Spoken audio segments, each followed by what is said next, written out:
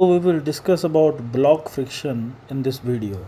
Now you see, basically in this block friction we will get like two blocks, one block over the other, or we can have three blocks kept one over the other, and we have to find out this maximum force, or some force will be given.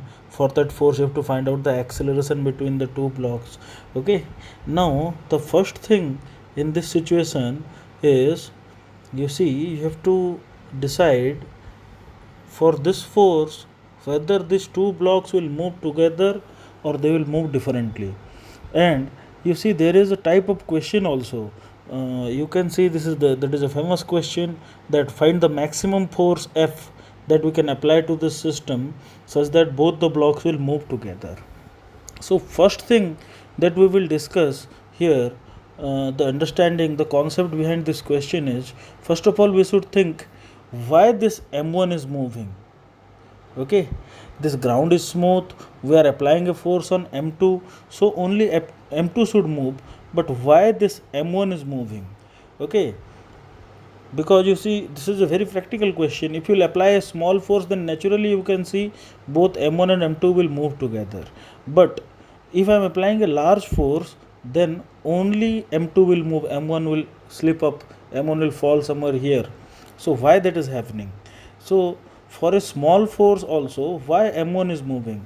You see, m1 is moving because of the static friction between m1 and m2. Mind it will be static friction, not kinetic friction. Okay, so the static friction between m1 and m2 is responsible for the motion of m1. Okay, now you see, this static friction, it has a tendency to maintain a relative rest between the two blocks. So that is why when you are applying a force on this m2 and it is moving towards right, the static friction is moving this m1 towards right to maintain a relative rest between these two blocks. So I hope it is clear to all of you that the friction that is acting here is static friction, and the direction of the static frictional force on m1 is towards right. Okay, so now let us take this question. Now you see, suppose if I'll give a question like that I have spoken before, that what is the maximum force that we can apply to this system such that both the blocks will move together. Let us consider this ground as smooth. Okay, the force of friction coefficient between them is suppose mu, and I am applying a force F on this m1. Now you have to find out the maximum force that we can apply on this system such that both the blocks will move together without slipping. That means if you will increase the force by 0.1 Newton of that maximum force value, then the blocks will be separated. But for that maximum force, these two blocks will move together, they will move like a single body. Okay, so to start solving this question, first of all, the approach, you have to see three steps. So first step is, first you have to assume that both the blocks are moving together. Okay, then if both the blocks are moving together, then what will be their acceleration? It will be a equals to this f max by m1 plus m2. If I'll consider these two as a system, then in horizontal direction there is no other force. The frictional force between m1 and m2, that static friction I talked about before, will become an internal force now, so we do not have to consider it. So only force that is acting is this f max. So the acceleration will become f max by total mass, that is m1 plus m2. Now look at the body where force is not applied, that is, in this case, that is m2. So if m2 will move with this acceleration, then m2 will require a force F required. Okay, F required by m2 will be simply m2 into a, that is m2 into f max by m1 plus m2.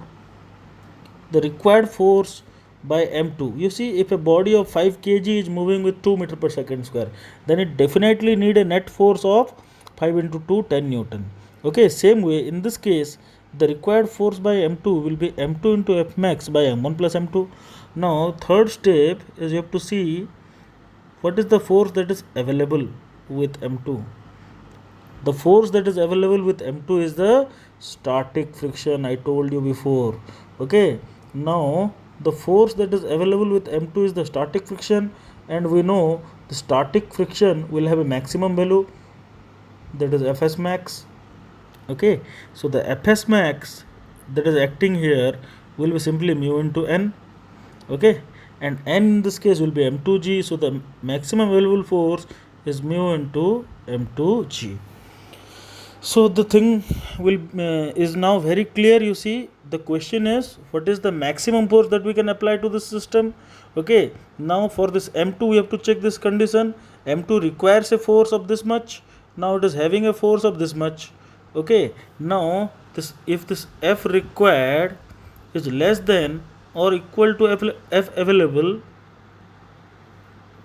then both of the block will move together. If this F required, if the requirement of the force, the required force will become greater than the available amount of force, then both of them will be separated. So for the limiting condition, for the maximum force, I will take this F required will be equals to F available. Now for that, if I equate this two, that will become F2 into F max by m1 plus m2 will be equals to this mu into m2g. So m2 will cancel out, and now from this you see you are getting this F max equals to mu into m1 plus m2 into g. Okay, this is the maximum force that we can apply such that both the blocks will move together like a single block. Thank you.